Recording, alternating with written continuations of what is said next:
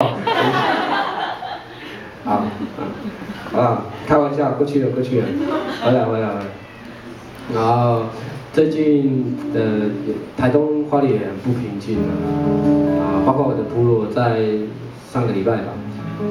如果有听说的话，这个新闻还蛮大的，我还蛮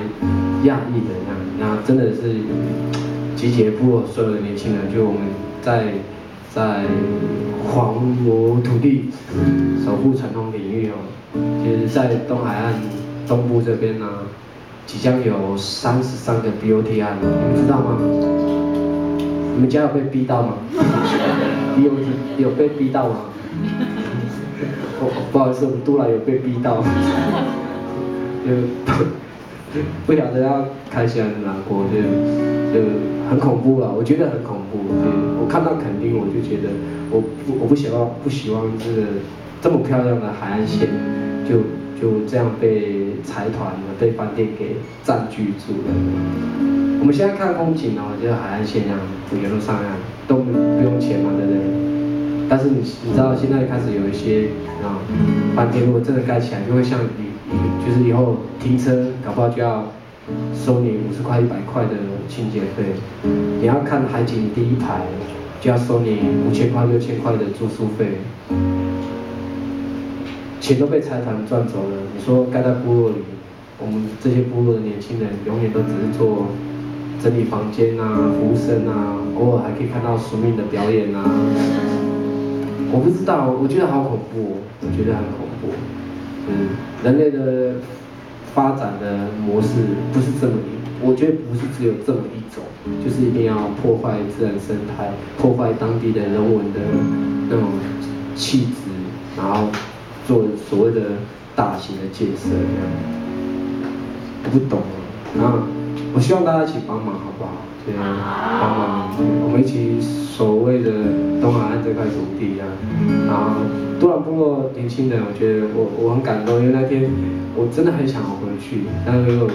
也要，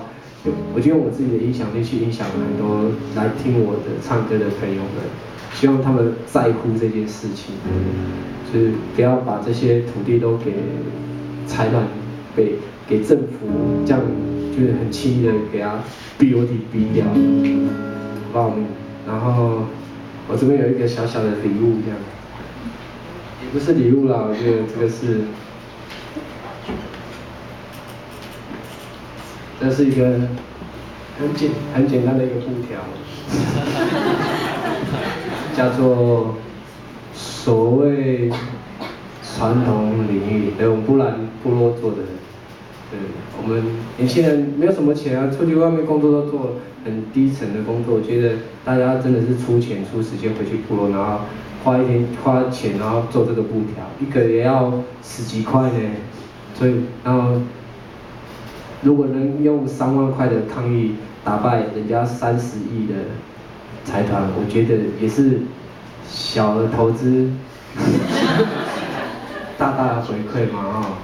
我们就用人民的力量，好不好？然后，当然让大家感觉一下，就是应该你们都没有参加过所谓的抗议嘛，对不对？那感觉就很像那个谁的巴来，有没有？这样那种血腥，就是尤其在你绑上那个布条的那一刻，谁的巴来？我们要捍卫我们自己的土地一样，那很刺激啊，很像第一次出草的感觉，还会掉眼泪。我这边有几个让我们感受一下这个气氛，好不好？好。对，如果你有勇气，感觉一下出草的感觉，可以带一下。我们一定要守护这个土地，我这么觉得。你不强迫哦，不强迫要带哦。你想要带的时候，我想要拍一下，我要给我部落核销。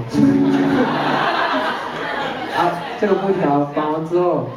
也不能让你带走，还给我。所以我们要这个抗议要很久很久，真的要很久，因为说实在，政府很难沟通。财团跟男女，孩子啊，我们要加油。